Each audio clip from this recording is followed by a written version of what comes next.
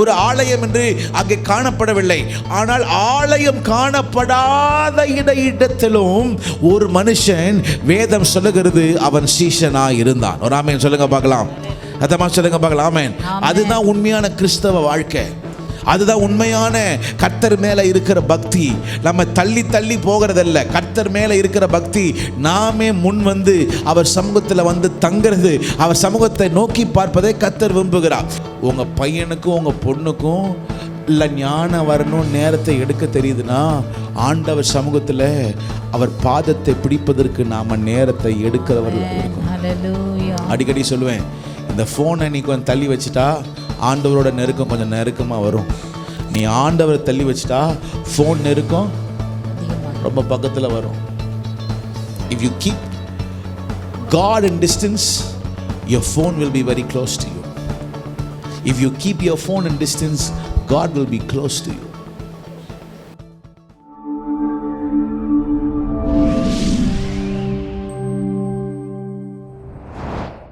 கர்த்தர் கண்டிப்பாய் நம்மோட பேசுவார். அப்போஸ்தலர் புத்தகம் 9ஆம் அதிகாரம் 10வது வசனத்திலிருந்து 12வது வசனம் வரை ஒருவர் படிக்கும்படி நான் கேட்டுக்கொள்கிறேன்.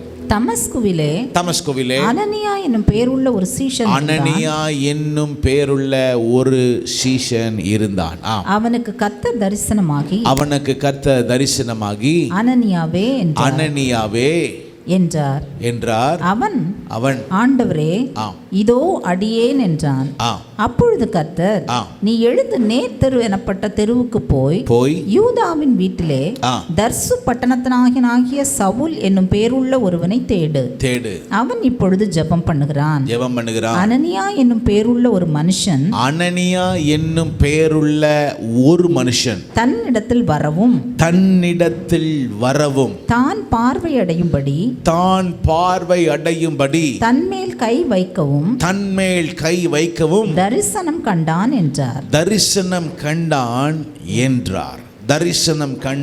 என்றார். வேதத்தில் படிக்கிற இந்த நபர் அனனியா என்னும் சீஷன், சத்தமா சொல்லுங்க பார்க்கலாம். அனனியா என்னும் சீஷன் என்று சொல்லப்படுகிற இந்த நபர் வேதத்தில் மிக முக்கியமான நபர். அப்போஸ்தலர் நடபடியின் புத்தகத்தில் அனனியா என்று சொல்லப்படுகிற இந்த சீஷன் ஆகிய இவரை பற்றி பைபிளில் இதற்கு முன்னாடி நீங்கள் பார்க்க முடியாது, இதுக்கு பின்பு நீங்கள் பார்க்க முடியாது. இந்த வசனத்தில் மாத்திரம்தான் இவருடைய பெயர் வருகிறது. இவர் இன்னார் என்று வேதம் சொல்லுகிறது. இந்த அனனியா என்று சொல்லப்பட்ட இந்த நபர், வேதம் சொல்லுகிறது, இவர் எப்படி சீஷன் ஆனார் என்றும் வேதத்தில் எழுதப்படவில்லை. இவர் எப்படி தமஸ்குவுக்கு வந்தார் என்றும் வேதத்தில் என்ன பண்ணல, எழுதல. ஆனால் வேதம் சொல்லுகிறது, தமஸ்குவிலே ஒரு சீஷன் இருந்தான். அவனுடைய பெயர் என்னது? அனனியா. இன்னொரு முறை சொல்லுங்க, அவனுடைய பெயர் அனனியா. இந்த ராத்திரி நேரத்தில் ஒரு சில காரியங்கள் உங்கள் இருதயத்தில் பதிக்கும்படி விரும்புகிறேன். ஒரு அந்நாட்களிலே கர்த்தருடைய ஆலயம் எங்கே இருந்துச்சுன்னா, எருசலேம் என்கிற பட்டணத்தில் தான் இருந்துச்சு. ஆக அந்த எருசலேம் பட்டணத்தில் அநேக சீஷர்கள் இருந்தார்கள். அந்த நாட்களிலே ஸ்தேவான் என்கிற ஒரு சீஷன் இருந்தான். அது மாத்திரமல்ல, பேதுரு என்றப்பட்ட ஒரு சீஷன் இருந்தான். இப்படி அநேக சீஷர்கள் எருசலேம் ஆலயம் இருக்கிற இடத்துல இருந்தார்கள். ஆனால் இங்கே தமஸ்கு என்று சொல்லப்பட்ட இந்த இடத்திலே ஒரு ஆலயம் என்று அங்கே காணப்படவில்லை. ஆனால் ஆலயம் காணப்படாத இடத்திலும் ஒரு மனுஷன், வேதம் சொல்லுகிறது, அவன் சீஷனாய் இருந்தான். ஒரு ஆமென் சொல்லுங்க பார்க்கலாம். அதமா சொல்லுங்க பார்க்கலாம். ஆமென். அதுதான் உண்மையான கிறிஸ்தவ வாழ்க்கை. அதுதான் உண்மையான கர்த்தர் மேலே இருக்கிற பக்தி. நம்ம தள்ளி தள்ளி போகிறதல்ல, கர்த்தர் மேலே இருக்கிற பக்தி. நாமே முன் வந்து அவர் சமூகத்தில் வந்து தங்கிறது, அவர் சமூகத்தை நோக்கி பார்ப்பதை கர்த்தர் விரும்புகிறார். இந்த பகுதியில் நீங்கள் பார்த்தீங்கன்னா வேதம் சொல்லுகிறது, இந்த சவுல் என்று சொல்லப்பட்ட நபர் ஜனங்களை துன்பப்படுத்தும்படி எருசலேமில் இருக்கிற பிரதான ஆசாரியரிடத்தில் அவன் கையொப்புகளை வாங்கி கொண்டு தமஸ்கு கிட்டே அவன் வந்து விட்டான். அவன் கையிலே தமஸ்குல இருக்கிற கிறிஸ்தவர்களை கொல்லும்படியான ஒரு ஆணை அவன் கையில் இருந்தது. தமஸ்குல இருக்கிற ஜனங்களை கொல்லும்படியான ஒரு ஆணை அவன் கையில் இருக்கிறது. ஆனால் இந்த ஆணை கையில் இருந்து அவன் வந்து கொண்டிருந்த நேரத்தில் எல்லா ஜனங்களுக்குமே தெரிகிறது, தமஸ்குவில் இப்பொழுது சவுல் வந்து கொண்டிருக்கிறான். இன்னும் கொஞ்ச நேரத்தில் வந்து கிறிஸ்தவர்களை இங்கிருந்து என்ன பண்ண போறான், அழிக்க போகிறான் என்று தெரிந்தவுடனே அநேக தமஸ்குவை விட்டு வெளியே போய் கொண்டிருக்கிறார்கள். ஆனால் தமஸ்குவை விட்டு வெளியே போய் கொண்டிருந்தாலும் அங்கே ஒரு நபர், அவனுடைய பெயர் அனனியா என்று சொல்லப்பட்ட இந்த நபர், இவன் தமஸ்குவை விட்டு வெளியே போகல, அங்கேதான் இருக்கிறான். ஒரு ஆமென் சொல்லுங்க பார்க்கலாம். நம்முடைய வாழ்க்கையில் கர்த்தர் நம்மை கொண்டு வந்ததற்கு ஒரு முகாந்திரம் உண்டு. சில நேரங்களில் சில பிரச்சனைகள், சில சூழ்நிலைகள், சில கடினமான காரியங்கள்லாம் வர நேரம் எப்படியாவது நம்ம ஓடி போயிடலாம், எங்கேயாவது போயிடலாம். அன்றைக்கி ஒரு நபருக்கு வந்து சொன்னாங்க, பாஸ்டர் எனக்கு இங்கே வேலை செட் ஆகலை, அதனால் நான் பெங்களூருக்கு போட்டுமா, எனக்கு பெங்களூரில் தான் எனக்கு ஆஃபீஸ்லாம் எனக்கு அங்கே இருக்குது, அதனால் நான் போகட்டுமா அப்படின்னு கேட்டாங்க. நான் என்ன சொன்னேன், உன்னை ஆண்டவர் போக சொன்னாரா? உன் தேவைக்காக போறியா? தேவைக்காக போயிடாத, ஆண்டவர் சொன்னாதான் என்ன பண்ணு, போ. இது கர்த்தருடைய பிள்ளைகளுக்கு கர்த்தர் கொடுக்குற ஆணை, புரிஞ்சுக்குங்க. உங்கள் தேவைக்காக நீங்கள் ஓடக்கூடாது. வேதத்தில் இப்படி தான் தேவைக்காக ஒரு மனிதன் ஓடினான். வேதம் சொல்லுகிறது, பெத்லெகேம் என்கிற பட்டணத்தில் திடீரென்று ஒரு நாள் பஞ்சம் ஏற்பட்டதா? என்ன ஏற்பட்டதா? பஞ்சம். சொல்லுங்க பார்க்கலாம். பஞ்சம் ஏற்பட்டதுனால ஐயோ இனி சமாளிக்க முடியாதுன்னு சொல்லி அவன் பெத்லெகேமை விட்டு, வேதம் சொல்லுகிறது பெத்லெகேமை விட்டு அவர் மோவாப் என்கிற ஊருக்கு போய்விட்டார். மோவாப் என்கிற ஊருக்கு போன உடனே புருஷன் 2 பிள்ளைகள் 3 பேரும் மரித்தார்கள். ஏன் போனாங்கன்னா அங்கே பஞ்சம் இருந்துச்சு. கர்த்தருடைய பிள்ளைகளாக இருக்கிற உங்களுக்குமே எனக்குமே சரி தான் சொல்கிறேன். ஒரு காரியம் சரியில்லைன்னு சொன்ன உடனே டப்புன்னு ஓடிடாத. இல்லை, கர்த்தர் சொன்னாரா? கர்த்தர் சொல்லாமல் நீங்கள் ஓடினீங்கன்னா எங்கேயோ மாட்டிக்குவீங்கன்னு அர்த்தம். இப்படி தான் ஆபிரகாம், அவன் இருந்த ஊரில் பஞ்சமாகி திடீர்னு இந்த பஞ்சத்தை சமாளிக்க முடியாதான்னு சொல்லிட்டு எகிப்துக்கு ஓடி போனான். அவன் பஞ்சத்தில் எகிப்துக்கு போனதுனால தான் ஆகார் வந்தான், எல்லாம் வந்திருக்க மாட்டான். கர்த்தருடைய பிள்ளைகள், நமக்கு எவ்வளவு கடினமான பாதை இருந்தாலும் கர்த்தர் சொன்னால் மாத்திரம்தான் நம்முடைய பாதத்தை வைக்க வேண்டும். ஒரு ஆமென் சொல்லுங்க பார்க்கலாம். இன்றைக்கி காலையில் கர்த்தருடைய வார்த்தை வந்து ஞாபகம் இருக்கா? என்ன சொன்னார்? நீங்கள் படகிலே ஏறி அக்கறைக்கு துரிதமாய். அந்த வார்த்தை சொல்லுங்க பார்க்கலாம். என்ன வார்த்தை? துரிதமாய். இன்னைக்கு ஆக்சுவலாக மதியானம் நான் ஜெபம் பண்ணி கொண்டிருந்ததுக்கு காரணமே அந்த ஒரே ஒரு வார்த்தை, துரிதம். அந்த வார்த்தை என்னை ரொம்ப தொட்டுச்சு. துரிதமாய். சில காரியத்தை கர்த்தர் துரிதப்படுத்தணும்னு, இந்த வருஷத்தை கர்த்தர் நமக்கு நன்மையினால் முடிசூட்டி கொடுக்கணும். ஆக அவர்கள் அந்த படகுல ஏறி துரிதமாய் கர்த்தர் சொன்னபடினாலே கீழ்ப்படிந்து அவர்கள் படகுல போனாங்கன்னு சொல்லப்படுகிறது. கர்த்தர் சொல்லாமல் எந்த ஒரு பிரயாணத்தையும் நாம் செய்யக்கூடாது. இந்த இடத்துல வேதம் சொல்லுகிறது, சகல ஜனங்களை ஓடிக்கொண்டிருக்கிறார்கள். ஆனால் இவர் யாரு? அனனியா என்று சொல்லப்பட்ட இந்த சீஷன் மாத்திரம் எங்கேயே இருக்கிறாரு? தமஸ்குவிலே. இன்னொரு முறை சொல்லுங்க பார்க்கலாம். தமஸ்குவிலே அவர் இருக்கிறார். அவர் தமஸ்குவில் இருக்கிறார். உங்களையும் கர்த்தர் அப்படி தான் வச்சிருக்கார், என்னையும் கர்த்தர் அப்படி தான் வச்சிருக்கார். எந்த இடத்துல இருக்க சொன்னாராங்க? என்ன பண்ணு? பொறுமையாக இரு, அமைதலாக இரு. கர்த்தர் சொன்னாரா? எனக்கு பிடித்த ஒரு வார்த்தை, பெத்லெகேமிலே பஞ்சம் இருந்தது, ஆனால் குறிப்பிட்ட காலம் வரைக்கும் தான். அதே அதிகாரத்தில் 1ஆம் அதிகாரம் ரூத்தில் எழுதியிருக்கிறது, அந்த ஊரில் பஞ்சம் இருந்தாலும் கர்த்தர் பெத்லெகேமை சந்தித்தார். சத்தமாக சொல்லுங்க பார்க்கலாம். கர்த்தர் பெத்லெகேமை சந்தித்தார். அதே ஆண்டவர் உங்களை என்னையும் அவர் சந்திப்பார் என்று எனக்கு கண்டிப்பாக நிச்சயம் உண்டு. காரணம், இன்னைக்கு காலையில் பேசுறது உங்களுக்கு ஞாபகம் இருக்கு. நடுக்கடல், நடு ராத்திரி, பெருங்காற்று அடித்தது, பெரிய அலைகள் வந்தது, ஒருவரும் உதவி செய்ய முடியாத நிலைமை வந்தது. ஆனால் இயேசு கிறிஸ்து கடலின் மேல் நடந்து வந்தார். உங்களுக்கு அற்புதத்தையும் எனக்கு அற்புதத்தை செய்கிற ஒரு இயேசு இருக்கிறார். நம்புறவங்க நல்ல கையை உயர்த்தி ஒரு ஆமென் என்று சொல்லுவோமாக. சத்தமா சொல்லுங்க பார்க்கலாம். ஆமென். இந்த அனனியா, ஒரு 5 காரியங்கள் நான் உங்களுக்கு சொல்லுகிறேன், நீங்க எழுதிக் கொள்ளுங்க. 5 காரியங்கள். இந்த அனனியாவை பற்றி ஒரு காரியத்தை நீங்க பார்க்கிறீங்கன்னா, இவர் வேதத்தில் இந்த சந்திர கிரகணம் சொல்லுவாங்கல்ல, சந்திர கிரகணம் சொல்லுவாங்கல்ல, பாத்தீங்களா? அது வந்துட்டு மறைஞ்சிரும். அதே போல இவர் பைபிள்ல இந்த வசனங்கள்ல மட்டும்தான் வருவார் ஒழிய வேற எங்கேயும் என்ன பண்ண மாட்டாரு? அவர் வரமாட்டார்.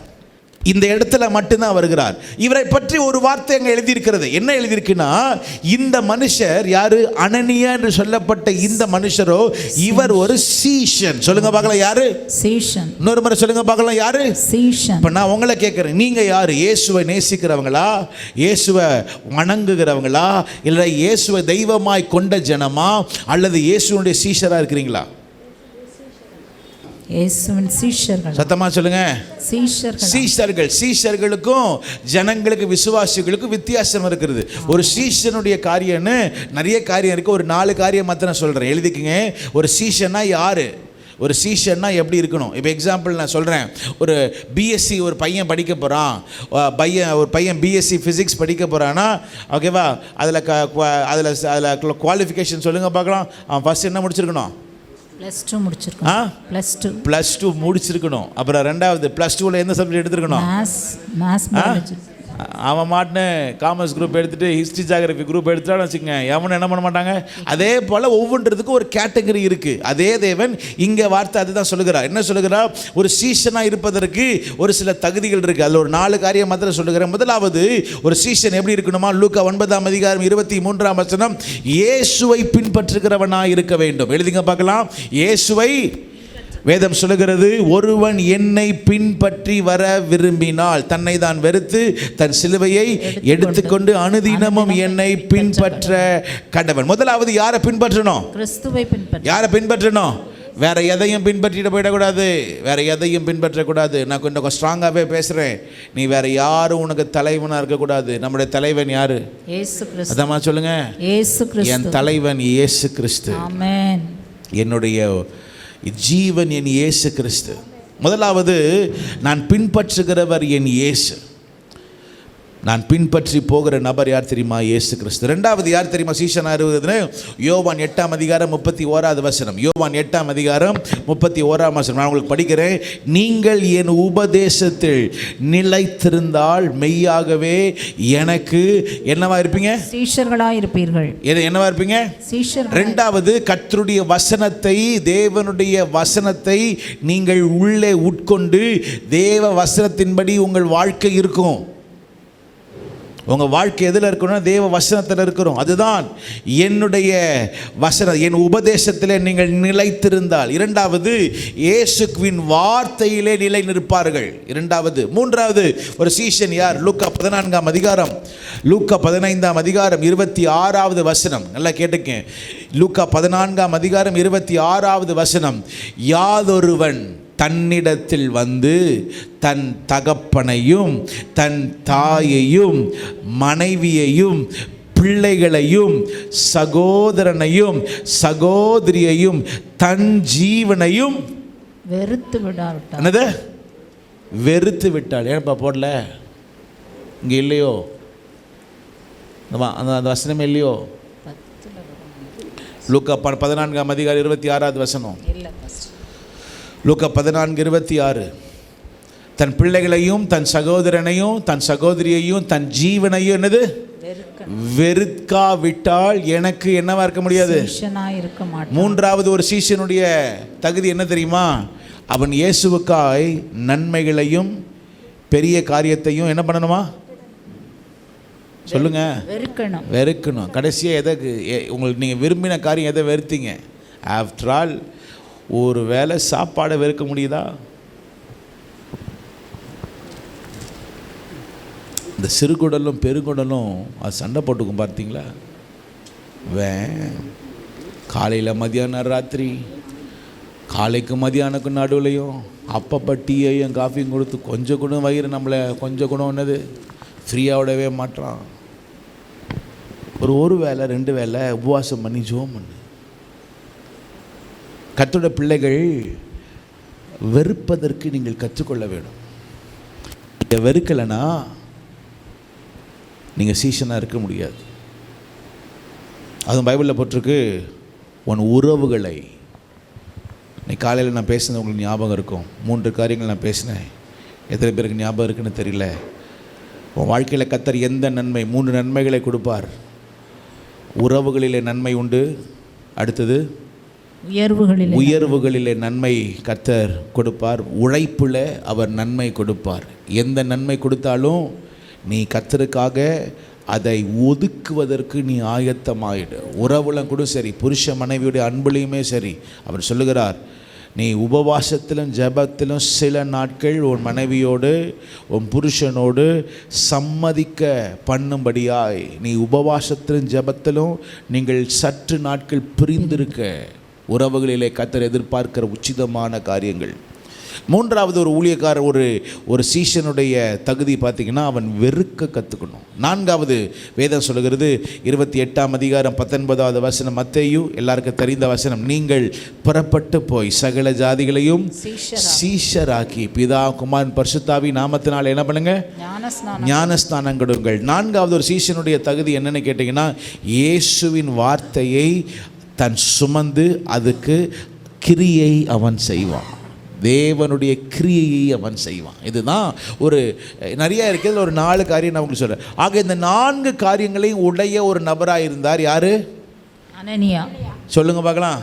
இன்னைக்கு பிரசங்க யாரை பற்றி இருக்கு? அனனியா. ஓகேவா? அனனியான்னு சொன்ன உடனே ஒரு பொம்பளை பிள்ளை பேர் நினச்சிடாதீங்க, இது ஒரு ஜென்ஸ் பேர் தான். ஓகேவா?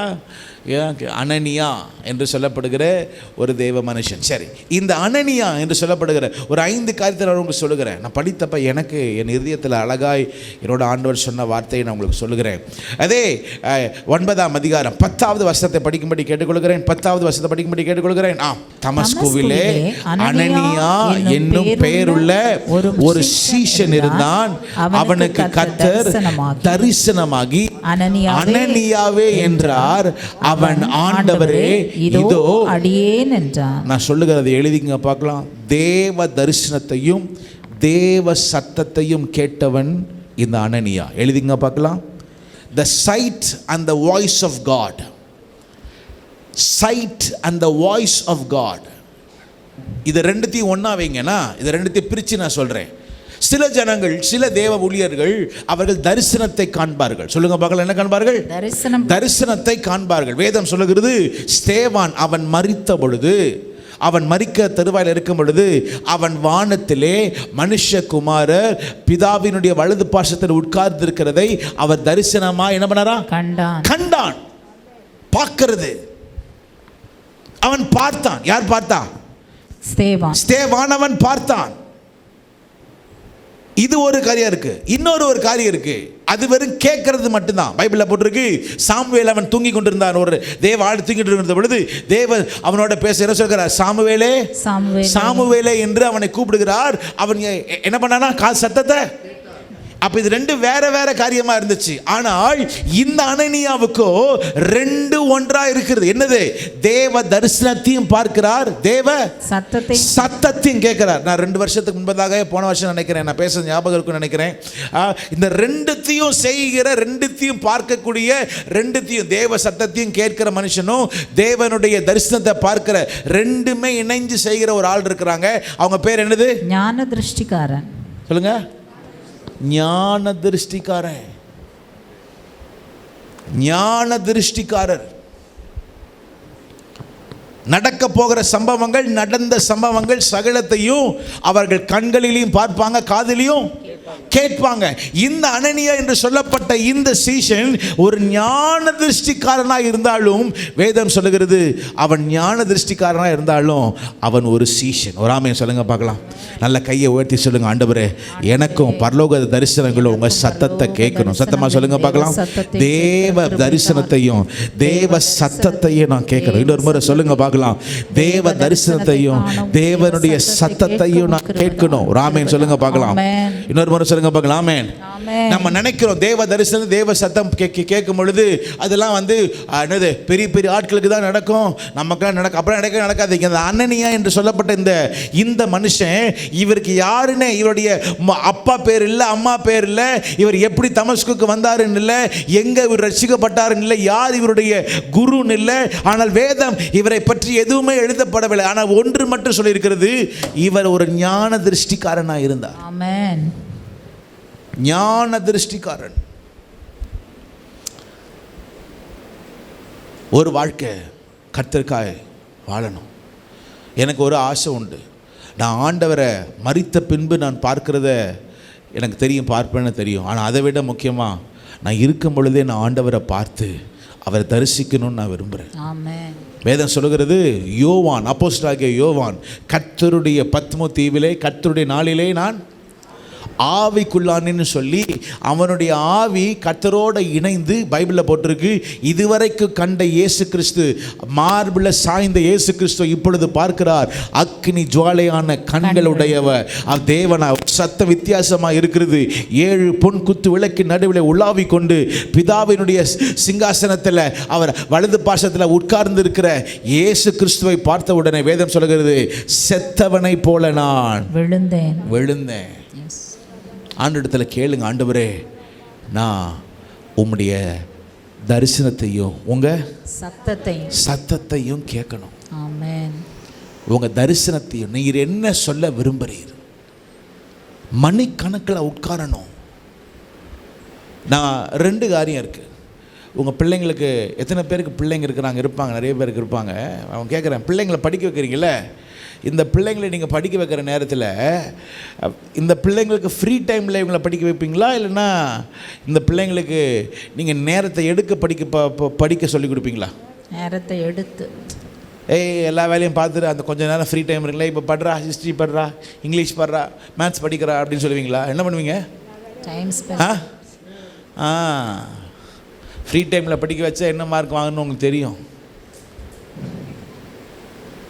நேரத்தை உங்கள் பையனுக்கும் உங்கள் பொண்ணுக்கும் இல்லை ஞானம் வரணும், நேரத்தை எடுக்க தெரியுதுன்னா ஆண்டவர் சமூகத்தில் அவர் பாதத்தை பிடிப்பதற்கு நாம் நேரத்தை எடுக்கிறவர்கள் இருக்கணும். அடிக்கடி சொல்லுவேன், இந்த ஃபோனை நீ கொஞ்சம் தள்ளி வச்சுட்டா ஆண்டவரோட நெருக்கம் கொஞ்சம் நெருக்கமாக வரும். நீ ஆண்டவரை தள்ளி வச்சுட்டா ஃபோன் நெருக்கம் ரொம்ப பக்கத்தில் வரும். If you keep God in distance, your phone will be very close to you. If you keep your phone in distance, God will be close to you. எனக்கு உண்மையிலே ஆச்சரியமாக இருக்குது. பெரிய பெரிய ஊழியக்காரங்க தான் நம்ம கேள்விப்படுறோம். ஆனால் சின்ன சின்ன ஒரு சாதாரண ஊழியக்கார் சொல்லுகிறார், தேவ சத்தத்தை கேட்கிறார், தேவ தரிசனத்தை பார்க்கிறார். தேவ சத்தம், தேவ தரிசனம். 2வது, இந்த அனனியா யாரு? இந்த அனனியா யார்? 11வது வசனத்தை படிக்கும்படி கேட்கிற 11வது வசனம். அப்பொழுது கர்த்தர் நீ எழுந்து நேர்த்தெரு என்னப்பட்ட தெருவுக்கு போ, யூதாவின் வீட்டிலே தர்சு பட்டணத்தானாகிய சவுல் என்னும் பேருள்ள ஒருவனை தேடு. அவன் இப்பொழுது ஜெபம் பண்ணுகிறான். 2வது எழுதிக்கங்க, யார் இந்த ஆளு, யார் இந்த அனனியான்னு கேட்டீங்கன்னா, தீர்க்கமான வேலையை செய்பவன். எழுதிங்க பார்க்கலாம், தீர்க்கமான வேலையை செய்பவன். இங்கிலீஷ்ல சொல்லுகிறேன், ஸ்பெசிபிக் ஒர்க், தீர்க்கமான வேலை. உங்களுக்கு ஒன்று தெரியுமா? ஆண்டவர் இந்த அனனியாவை பார்த்து சொல்லுகிறார், ஒரு 4 காரியத்தை அவர் சொல்லுகிறார். அது எப்படி சொல்ற? குறிப்பிட்டு சொல்லுகிறார். ஒரு 4 காரியம் சொல்லுங்க. என்ன தெரியுமா? எழுதிங்க பார்க்கலாம். குறிப்பிட்ட இடம் சொல்லுங்க பார்க்கலாம். குறிப்பிட்ட தெரு. என்ன தெரு? நேர்த்தெரு. சொல்லுங்க பார்க்கலாம். நேர்த்தெரு. நீ போக வேண்டிய தெரு எது தெரியுமா? குறிப்பிட்ட தெரு. எது தெரு? நேர்த்தெரு. அடுத்தது குறிப்பிட்ட வீடு. எந்த வீடு? யூதான் ஒரு வீடு. Specific house. You have to go to the specific house. Specific குறிக்கப்பட்ட வீடு. அது எது தெரியுமா? யூதா. அங்க யூதா வீட்டுல குறிக்கப்பட்ட நபர் ஒருவர் இருக்கிறார். யாரு? சவுல். குறிக்கப்பட்ட நபர் ஒருவர் இருக்கிறார். அதுல குறிக்கப்பட்ட ஒரு காரியம் நடந்து கொண்டிருக்கிறது. என்ன காரியம்? அவன் என்ன பண்ணிட்டு இருப்பான்? ஜெபம் பண்ணி கொண்டிருக்கிறான்னு கர்த்தர் இந்த அனனியா கிட்ட தீர்க்கமான காரியத்தை சொல்லி காணிக்கிறார். எனக்கு உண்மையில் அந்த வார்த்தையை கேட்டப்ப நானே முழங்கால் படிட்டு ஜோம் பண்ண, ஆண்டவரே இவ்வளவு கிளியரா இன்னார் வீடு, இன்னார் தெரு, இந்த வீட்டில் யூதாவை பார்த்துறாது, அங்க யார் இருக்கா? சவுல் என்று சொல்லப்பட்ட ஒரு நபர் இருக்கா. அதுவும் இப்போ என்ன பண்ணிட்டு இருக்கிறான்? ஜெபம் பண்ணி கொண்டிருக்கிறான். எனக்கு அந்த வார்த்தை ரொம்ப பிடிச்சிச்சு. எனக்கு ஆண்டவர் பார்க்கும் பொழுது நான் ஜெபம் பண்ணி கொண்டிருக்கேன்னா இருக்கணும். ஆமென் சொல்லுங்க பார்க்கலாம். ஆண்டவர் முகத்தை நோக்கி பார்க்கிறவனா இருக்கணும். பைபிளில் போட்டிருக்கு ஒரு விஷயம், ஆண்டவர் அவர் உலாவி கொண்டிருந்த ஆண்டவர், ஏதேன் தோட்டத்தை உலாவி கொண்டிருந்த ஆண்டவர் திடீரென்று ஒரு நாள் சத்தம் வருகிறது, ஆதாமே ஆதாமே நீ எங்கே இருக்கிற. இது வரைக்கும் ஆண்டவர் முகத்தை பார்த்து கொண்டிருந்த ஆதாம் ஏவாள் இப்பொழுது எங்க இருந்தாங்க? ஒளிந்து கொண்டிருந்தார்கள். அப்படி இல்லை, நான் ஆண்டவர் முகத்தை நோக்கி பார்க்கிறேன். அவர் சொல்லுகிறார், இப்பொழுது சவுல் ஜெபம் பண்ணி கொண்டிருக்கிறான். எலியா கர்த்தருக்கு முன்பதாக நிற்கிற நான் கர்த்தருக்கு முன்பதாக நிற்கிறவன் என்று சொல்லுகிறார். குறிப்பிட்ட காரியத்தை சொல்லி முடிக்கிறார். நான் உங்களுக்கு சொல்லுகிறேன், கர்த்தர் உங்களை ஒவ்வொருவருக்கும் சொல்லுகிறேன், இந்த உலகத்தில் உங்களை ஏன் தினம் படைச்சாரு? உங்களை குறித்து ஒரு குறிப்பிட்ட காரியத்தை கர்த்தர் என்ன பண்ணணும்? நிறைவேற்றி முடிக்க வேண்டும். சொல்லுங்க பார்க்கலாம். நிறைவேற்றி முடிக்க வேண்டும். நீங்க யாரா இருக்கலாம், உங்களை மாதிரி ஒரு ஆள் இதுக்கு முன்னாடியும் கிடையாது, இதுக்கு பின்னாடியும் கிடையாது, இப்பவும் இல்லை. கர்த்தர் உங்களை ஒவ்வொருவரையும் தனித்துவமாய் கர்த்தர் படைத்திருக்கிறதுக்கு காரணம், ஒரு குறிப்பிட்ட வேலையை நாம் செய்து முடிக்க வேண்டும். ஒரு குறிப்பிட்ட வேலை. பைபிள்ல போட்டிருக்கு, பிரமிக்கத்தக்க அதிசயமாய், சொல்லுங்க பார்க்கலாம், பிரமிக்கத்தக்க அதிசயமாய் உண்டு பண்ணின ஆண்டவர் நம்மை. குறிப்பிட்ட வேலை. எப்பவுமே திரும்ப சொல்லுகிறேன், எப்பவுமே பிரமாண்டமான வேலை நினைச்சிடவே கூடாது. இல்லை இல்லை இல்லை இல்லை, பிரமாண்டமான வேலைலாம் கிடையாது. தேவன் சிலரை பிரமாண்டமா வைப்பாரு, ஆனா யாருக்கு அதிகமா கொடுக்குறாங்க என்ன பண்ணாராம்? அதிகமாக கேட்கப்படும். ஆனா ஒவ்வொருத்தருக்கும் கர்த்தர் ஒரு வேலை கொடுத்திருக்கார், குறிப்பிட்ட வேலை கொடுத்திருக்கார். சிலரை கர்த்தர் சுவிசேஷகனாய் வைத்திருக்கிறார், சுவிசேஷ ஊழியத்திற்காக கர்த்தர் வைத்திருக்கிறார். அவங்க வேலை என்ன தெரியுமா? சுவிசேஷ ஊழியத்தை செய்யணும். ஒரு சிலர் இருக்கிறாங்க, அவங்க யார் தெரியுமா? இந்த இடத்துக்கு போய் அப்போஸ்தல ஊழியமோ அல்லது மிஷனரி ஊழியத்தை செய்வதற்கு கர்த்தர் இவர்களை இன்னாரை இந்த மிஷனரி ஊழியத்திற்காக கர்த்தர் குறிப்பிட்டு வைத்திருப்பார்.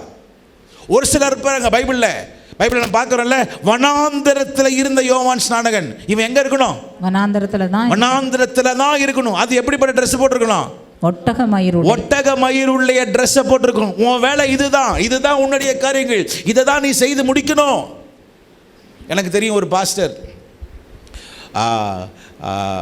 விவசாயிங்க, அதுவும் எது, சுகர் கேன், கரும்பு செய்கிறவங்க, கரும்பு எங்கெல்லாம் உற்பத்தி ஆகிறதோ அங்கே இருக்கிற ஜனங்க மத்தியில் தான் ஊழியம் செய்யணும்னு கர்த்தர் தரிசனத்தை கொடுத்து கரும்பு விவசாயம் பண்ணுற இடத்துல ஊழியம் செஞ்சுட்டு இருக்கிறார். அவரை நான் கூப்பிடுன்னு இருக்கிறேன். வந்தாங்க போன தடவை, ஆனால் ஒய்ஃபுக்கு உடம்பு சரியிட முடியாமல் போயிட்டாங்க. அவர் சொன்ன காரியம் எனக்கு ஆச்சரியமாக இருக்குது. சாதாரண அது தமிழ்கார்.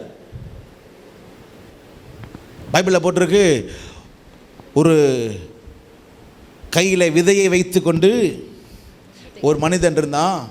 ஒரு சில பேருக்கு என்ன வேலை தெரியுமா? விதையை விதைக்கிற விதை.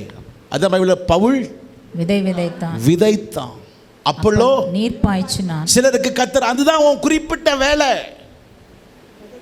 உன் குறிப்பிட்ட வேலை அதுதான். ஐயோ, நான் அவரை மாதிரி ஆகணும், இவரை மாதிரி, அவர் மாதிரி நீ ஆகக்கூடாது, ஆனா செட்டே ஆகாது. உன் வேலை அது இல்லை.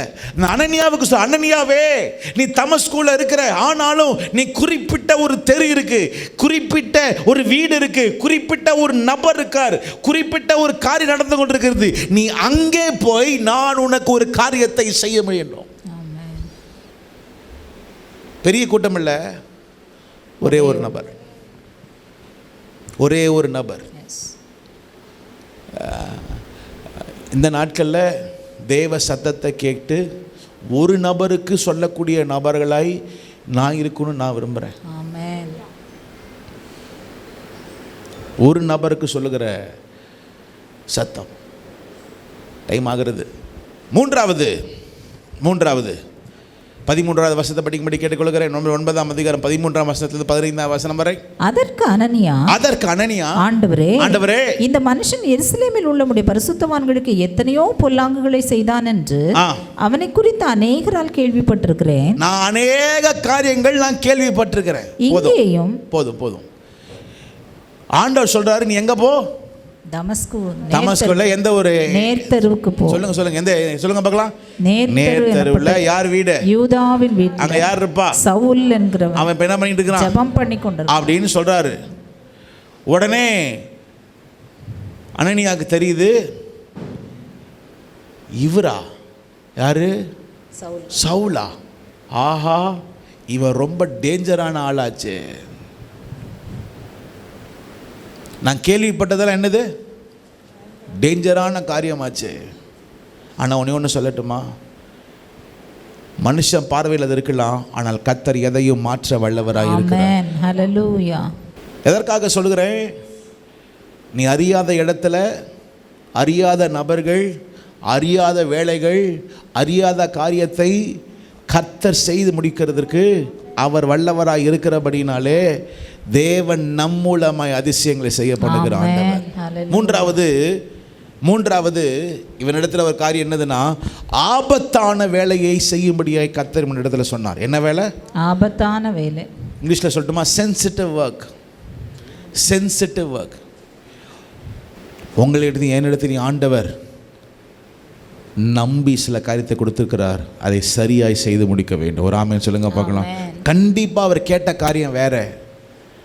இவன் கொலை பண்ணுறவன் கரெக்டு தான், இவன் குத்துறவன் கரெக்டு தான், இவன் மேலே அநேக கொலைப்பள்ளிகள் இருக்குது, எல்லாம் கரெக்டு தான். ஆனால் அது அப்போ கொஞ்ச நேரத்துக்கு முன்னாடி எல்லாம் மாறிச்சுப்பா, நான் சொல்கிறது மாத்திரம் நீ செய் என்று கர்த்தர் சொல்லி ஆபத்தான காரியத்திலேயே அவனை கொண்டு போய் செய்து, முன்ன பின்ன சவுலை பார்த்ததே கிடையாது. ஆனால் சொல்லுகிறார், கர்த்தர் என்னை அனுப்பினார் என்று சொல்லி கர்த்தருடைய அபிஷேகத்தை தன் மேலே அவர் வைக்கிறார். ஒரு ஆமென் சொல்லுங்க பார்க்கலாம்.